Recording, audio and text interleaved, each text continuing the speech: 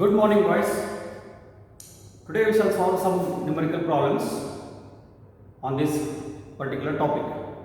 Yesterday we have concluded the concept of collisions.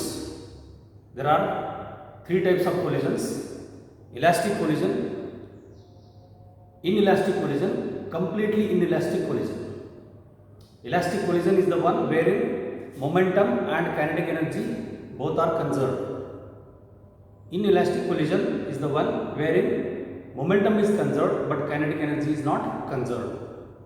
Similarly, completely inelastic collision also, momentum is conserved but kinetic energy is not conserved. Only difference is after collision both the particles move with same speed. That is what we call it as completely inelastic collision. Now let us solve a problem based on this. Two identical ball bearings in contact with each other and resting on a frictionless table. These are the two identical ball bearings, same masses. They are resting on a table surface, frictionless table surface. They are being hit head on by another ball bearing. This is the first one which is hitting these two balls, and it is going to have a head-on collision. This is going to hit with velocity v. This is going to hit with velocity v. They are on the frictionless surface of the table. And the ball 1 is hitting the ball 2 and 3 with initial speed v. 2 and 3 are stationary, they are at rest. These are at rest, means their initial speed is 0. If the collision is elastic, look at this. If the collision is elastic, which of the following is possible result after collision? Which of the following results into elastic collision? And identify which one is elastic and which one is inelastic out of these three. So, first of all, when you look at it, momentum is conserved in all the three cases. Whether it is elastic collision or inelastic collision, momentum is always conserved. Conservation of momentum is observed in all the three cases.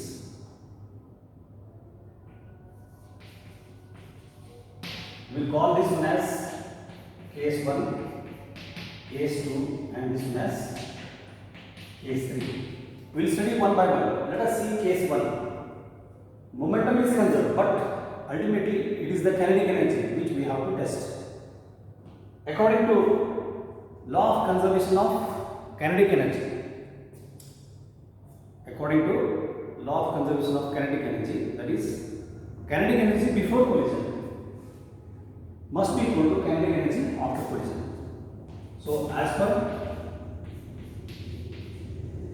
conservation of kinetic energy, as per law of conservation of kinetic energy before collision must be equal to kinetic energy after collision. Kinetic energy before collision must be equal to kinetic energy after collision. Let us see case 1, that is first one. In the first case, what is kinetic energy before collision? Kinetic energy before collision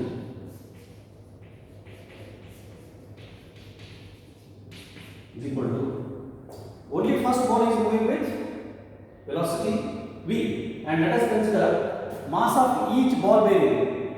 Mass of each ball bearing is same, that is, let us say m. M is the mass of each ball bearing. So I will write initial kinetic energy of the first ball, half mv square, plus initial kinetic energy of second and third ball, half into both the masses together, it becomes 2m. 2m into their initial speed is 0. Therefore 2m into 0 becomes 0. Therefore initial kinetic energy before collision is equal to half m v square. This is same for all the three cases. Now let us calculate kinetic energy after collision. Kinetic energy after collision.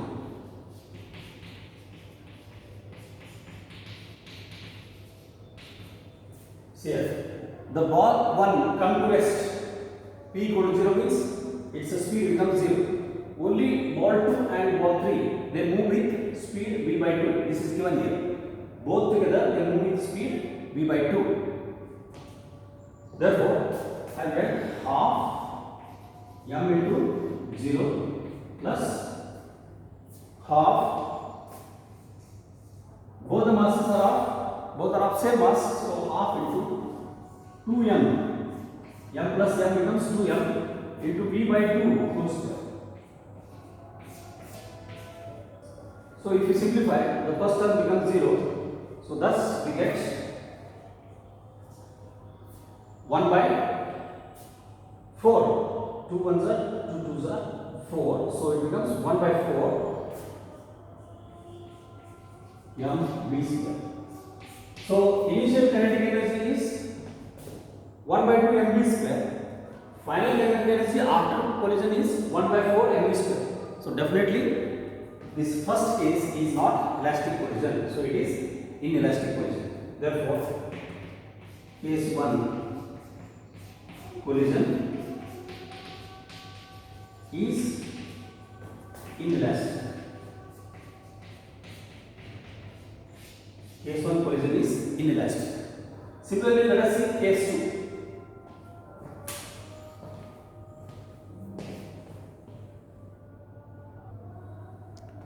So in the case 2,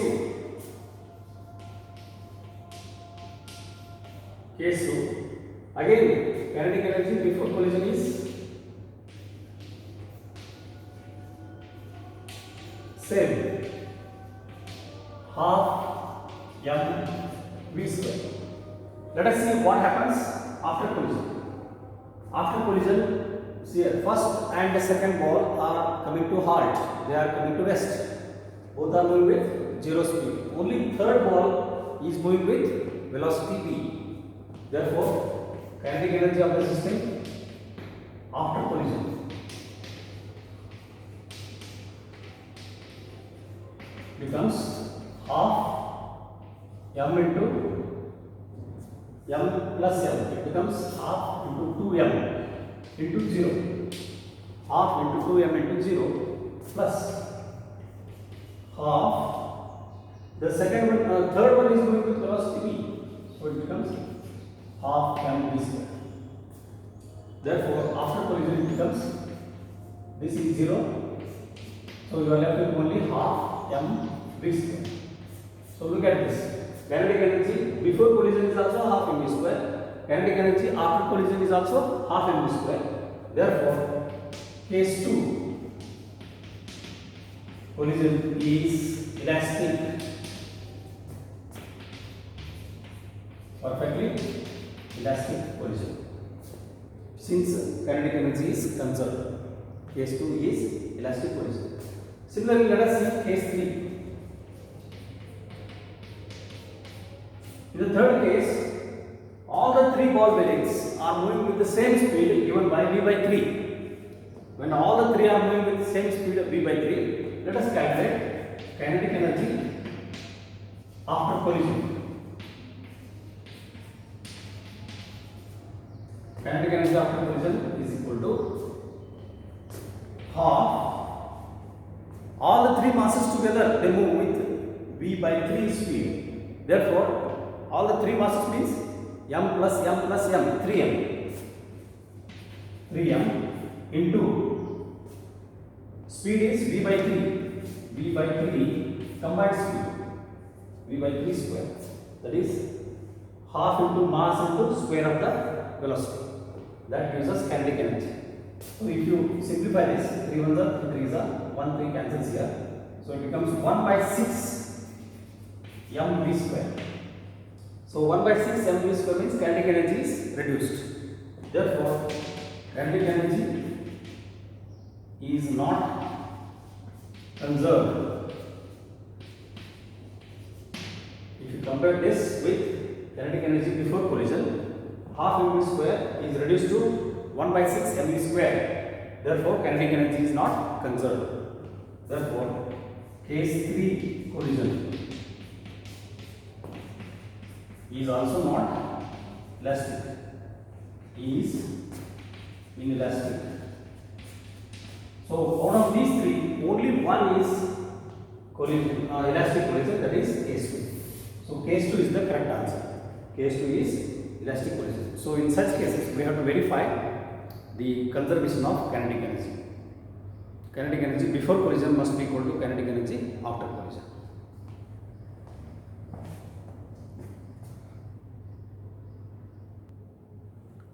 Let us see second problem. This is not the problem on collisions. See here, two inclined frictionless tracks, one gradual and another one steep. AC is a steep one, AB is a gradual one. Meet at point A. At point A, from where two identical stones are allowed to slide down. These are the two identical stones of same mass m are allowed to slide down from rest. They are allowed to slide down from rest from point A. One on AB, along AB, another one along AC, inclined planes. One on each track. Will the stones reach the bottom at the same time? Will they take same time to reach the bottom? A to B, A to C. This is first question. Will they reach there with the same speed when they reach point B and point C? Will they reach with the same speed? Given the angle theta 1 is equal to 30 degree, angle theta 2 is equal to 60 degree, and height from the base is 10 meter. If you take this point as D, this height is 10 meter. What are the speeds and times taken by the two stones? You are asked to calculate what are the speeds and time taken by the both stones. Now, when they are released from the same height, and these surfaces are frictionless, when they are released from the same height, before they are released, their total energy is in the form of potential energy. So, potential energy of both the balls must be same because they are of same mass and they are released from the same height. So, since they are released from same point A and same height, AD equal to H equal to 10 meter, both will have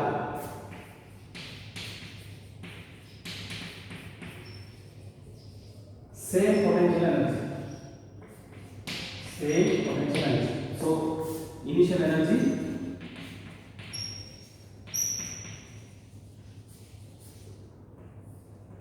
energy is totally potential energy.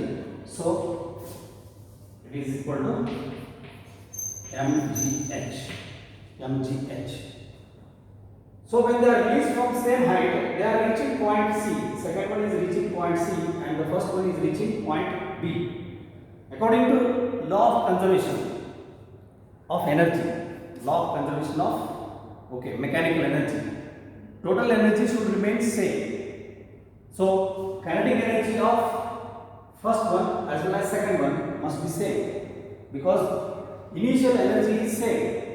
Initially they are having mgh. When they reach here, both should have same mgh. Both should have same energy, which is mgh. Therefore, if it is v1 here, and v2 here, half mv1 square is the speed at b, half mv2 square is the kinetic energy. Half mv1 square is the kinetic energy at b. half m v2 square is the kinetic energy at C. Therefore, they must be equal. When they reach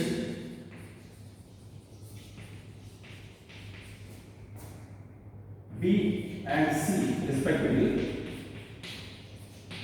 according as per law of conservation of energy,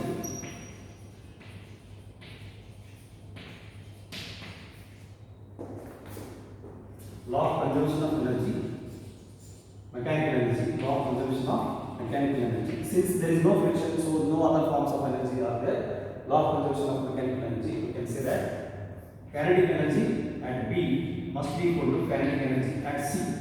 That is half m v1 square must be equal to half m v2 square. So this implies half cancels, m cancels, v1 square is equal to v2 square. So this implies v1 is equal to v2. Therefore, both of them, both masses or both stones reach the bottom, reach the bottom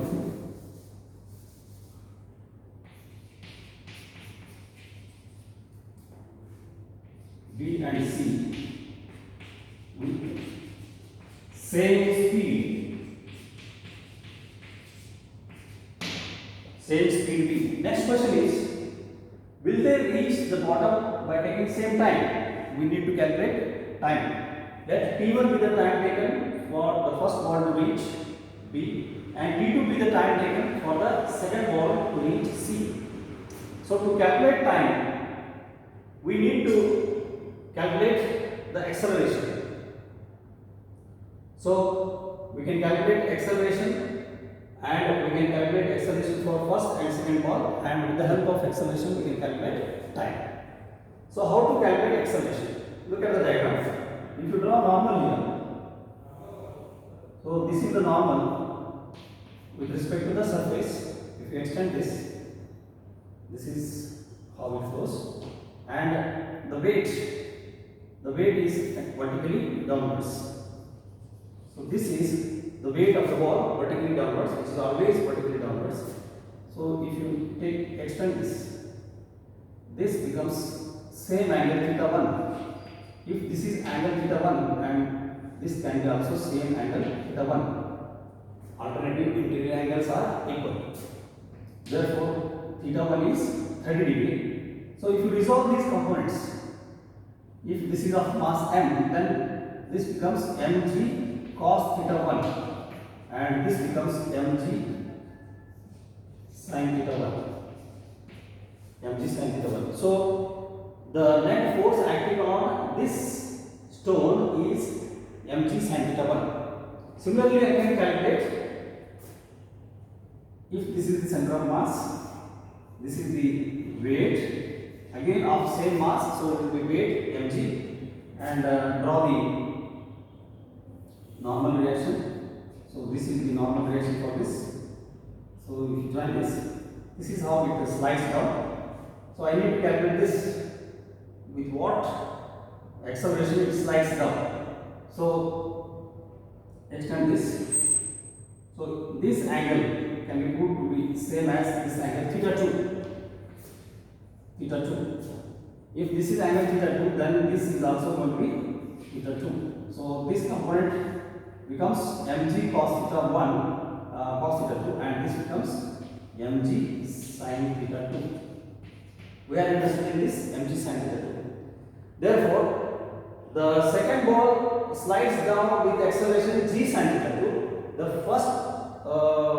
first stone slides down with the acceleration g sin theta 1. With this, now I am going to write other side.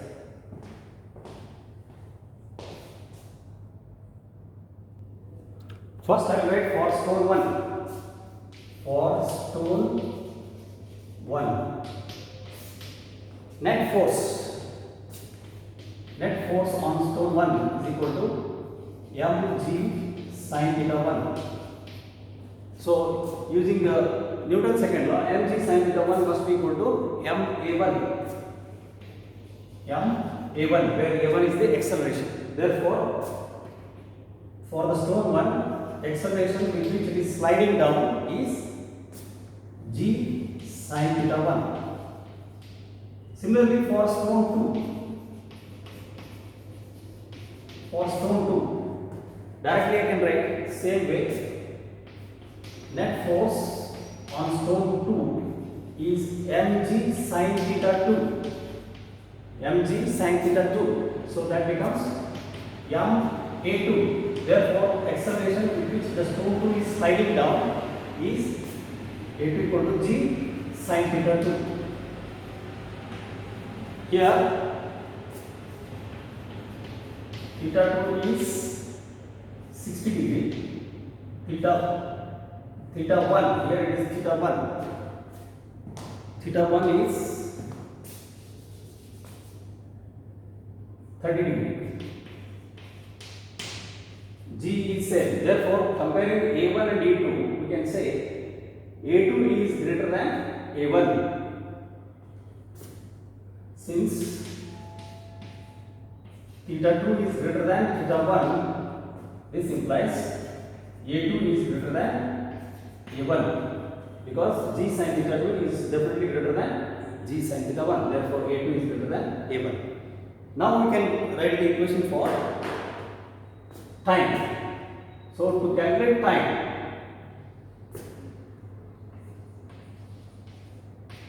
time for stone 1. So to calculate time, we use first equation of motion. Using first equation of motion, that is v equal to u plus at. Here u is 0. Initially, before released, it's both the masses are at rest. Initially, both the masses were at rest. Therefore, u is equal to 0. Therefore, v is equal to at. So for stone 1, it becomes a1 t1. Therefore, v is equal to a1 t1. This implies t1 is equal to v by a1. t1 is equal to v by a1. Similarly, for stone 2,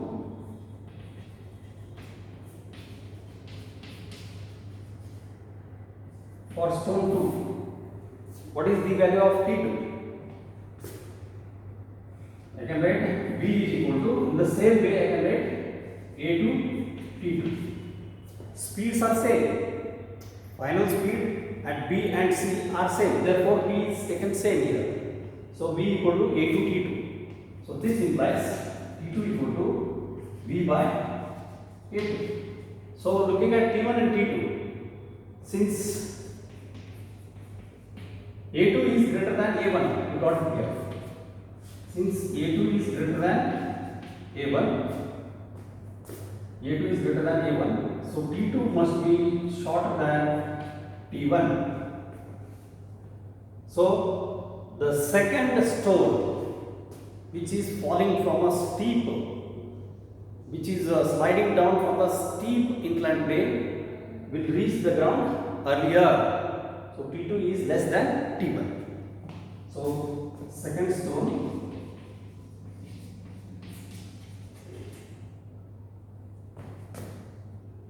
reaches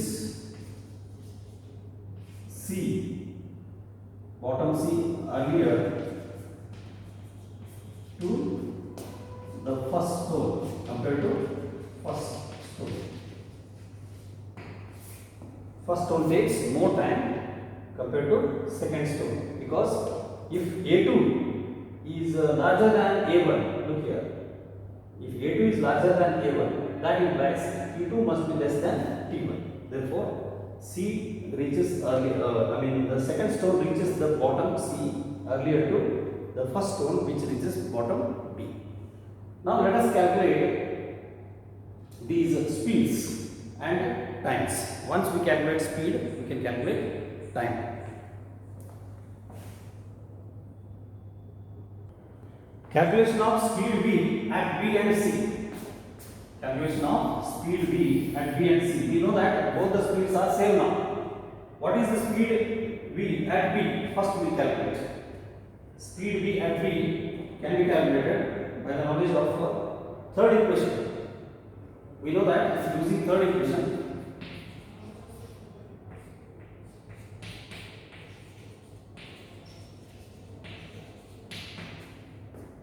v square minus u square is equal to 2a1 h1. 2a1 h1. So here it is not a1, so it is 2g h1. So 2g h1, if you calculate, so we need not use this third equation. Directly we can use conservation of, okay, before we calculate using third equation, first we will write equation for conservation of mechanical energy using equation of conservation of mechanical energy.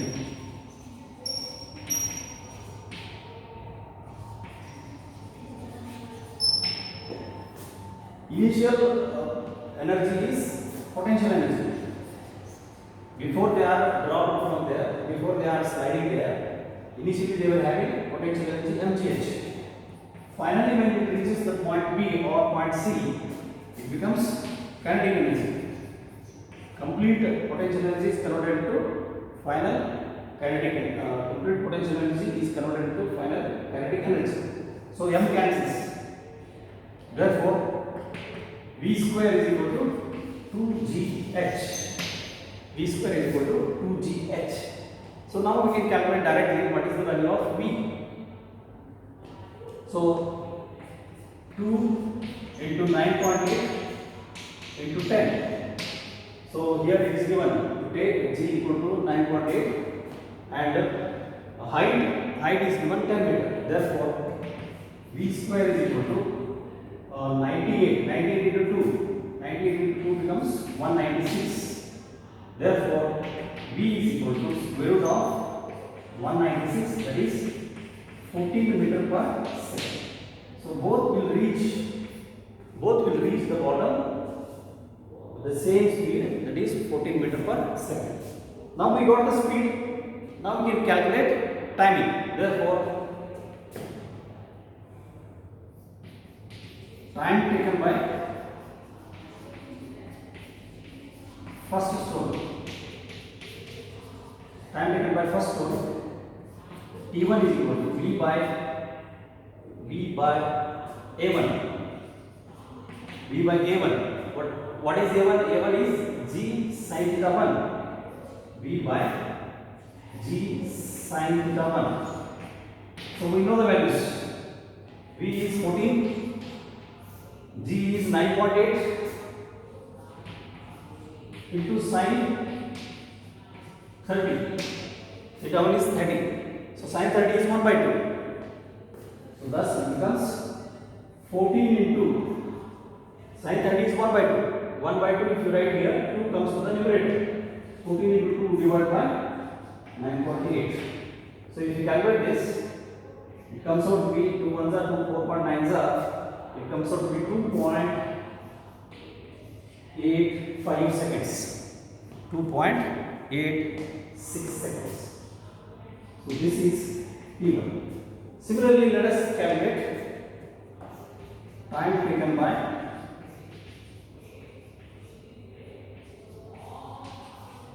second stone to reach A to C. T2 equal to V by A2. P is 14 as we know. A2 is G sin theta 2. Substitute the value of sin theta 2. G is 9.8 into sin theta 2 is Sin 60. So sin 60 is root 3 by 2. Again, root 3 by 2. 2 comes to the numerator. 14 into 2 divided by 9.8 into root 3. Root 3 value is 1.71. So if you calculate, it comes out to be 1.65 seconds. 1.65 seconds. Therefore, you can see T2 is less than T1.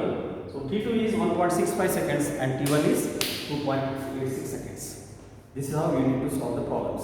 Solve the problems from the exercise, and we shall go to the next topic in the next video. Thank you. Have a nice day. Bye.